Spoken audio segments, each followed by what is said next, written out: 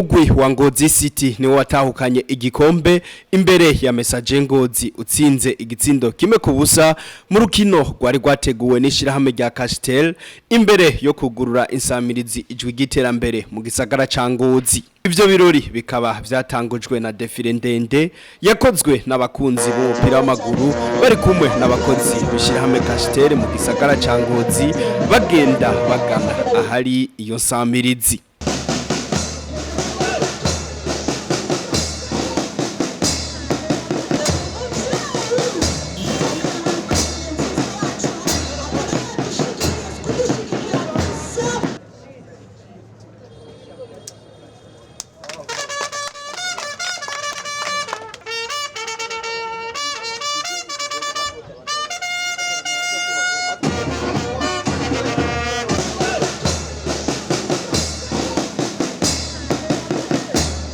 Ahejeje kugurura iyo nsamirizi igiye gusamiranira mu gisagara ca Ngozi hakaba haciye haba urukino rwahuje Ngozi City na Message Ngozi kuri stade Rukundo.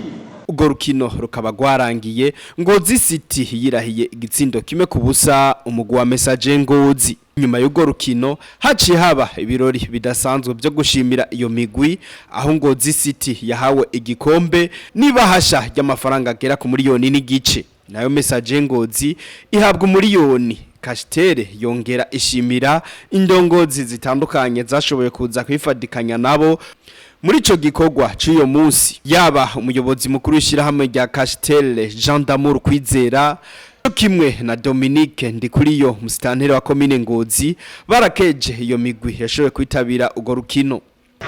Vyavuye ku burongozi bw'ikomine nziza ya Ngozi muri wa mugambi igihugu gifise guteza imbere partenariat ubufatanye hamwe n'amashirahamwe y'abigenga.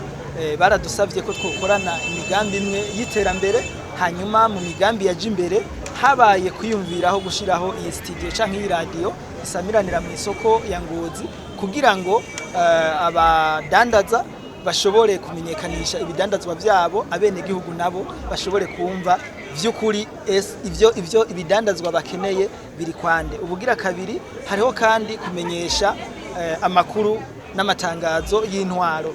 Iyi radio canke studio izofasha ikomine ya Ngozi kumenyekanisha ivyo yifuza byose, kumenyesha abene gihugu kandi bikazobashikira mu mwanya muto, na cyane ko abantu baza mu isoko ubiravye abinjira n'abasohoka baba ari benshi, kandi uwinjiye mu iyi soko ategerezwa kumviriza iyi samirizi. Castel ni igisata cyo kubika, kubikura, guhanana amafaranga no kuriha ibidandazwa uciye kuri telefone. Castel ikaba izwi cyane mu bijyanye no kuriha, aho turiha amatagisi n'amakori ya OBR arenga 150, tukongera kandi tukariha abadandaza batandukanye. Muri ivyo turiko turafasha imbona kazoza y'igihugu, na cyane ko aya mafaranga burya dusanzwe dukoresha agugwa amafaranga mva makungu. Ibi rero biratuma turiko turakoresha mu guhanahana amafaranga mu buhinga bwa none canke kuriha OBR n'ibidandazwa, biratuma za noti ziguma zibitse mu mabanki no mu microfinance zikaramba, bigatuma ya mahera igihugu cosohoye agenda kugura ayandi mafaranga bayashira mu wundi mugambi w'iterambere ry'igihugu, abene gihugu bakabona kugira kuyuko igihugu kigagira iki kigatera imbere. Akamo twotera abene gihugu batarahurumbira Castel, ubwa mbere nuko Castel iri mu gihugu cyose, nta muntu nomwe yashobora kubura ahabikura amafaranga yiwe ya Castel. Ubugira kabiri nuko Castel yamaze kuba muri wa mugambi w'ibanki nkuru y'igihugu bita Burundi Pay. Burundi Pay ifasha abene gihugu ubu guhanahana amafaranga, ntibisaba yuko tuba turi mu gisata kimwe, turashobora kuba turi mu bisata bitandukanye no mu mabanki atandukanye tugahana amafaranga. Rero kuri uyu munsi turiko turavuga Castel, umwene gihugu afise amafaranga yiwe ya Castel arashobora kuyarungika mu mabanki atandukanye akorera ngaha mu Burundi, aza Bankobu, Finibank, Interbank, za microfinance zitandukanye.